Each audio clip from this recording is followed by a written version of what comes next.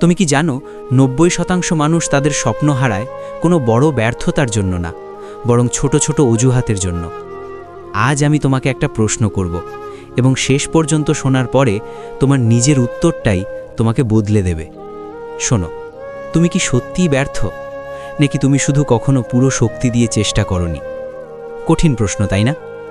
তুমি বলো, সময় পাই না, মুড থাকে না, পরিস্থিতি ভালো না, সাপোর্ট পাই না। কিন্তু সত্যিটা কি জানো? তুমি যদি সত্যিই কিছু চাও, তাহলে তুমি অজুহাত খুঁজবে না, পথ খুঁজবে। সমস্যা তোমার ট্যালেন্ট না, সমস্যা তোমার ধারাবাহিকতা।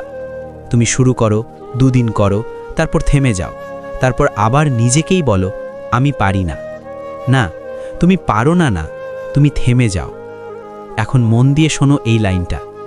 আত্মবিশ্বাস আসে না জেতার পরে, আত্মবিশ্বাস আসে চেষ্টা চালিয়ে যাওয়ার মাধ্যমে।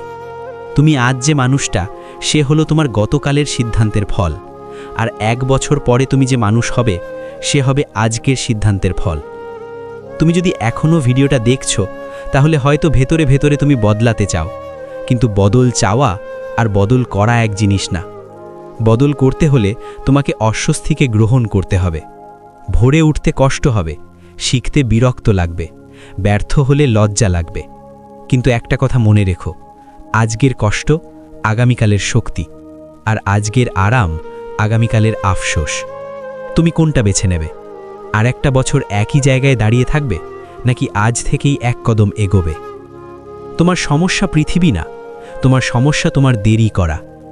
আজ যদি তুমি আবার বলো কাল, তাহলে বুঝে নাও তুমি আবার 1 বছর পিছিয়ে গেলে। কিন্তু যদি আজ এই ভিডিও শেষ হওয়ার পরে তুমি শুধু একটা ছোট কাজ শুরু করো, তাহলে এই ভিডিওটাই তোমার টার্নিং পয়েন্ট হতে পারে। শেষে একটা কথা বলবো, যেটা তুমি হয়তো শুনতে চাও না। কেউ আসবে না তোমাকে বাঁচাতে, কেউ তোমার স্বপ্ন পূরণ করবে না, কেউ তোমার হয়ে লড়বে না। তুমি না নড়লে তোমার জীবনও নড়বে না। এখন সিদ্ধান্ত নাও, অজুহাত শেষ নাকি আবার কাল? যদি তুমি সত্যিই আজ থেকে শুরু করতে চাও, কমেন্টে শুধু একটা শব্দ লেখো, শুরু।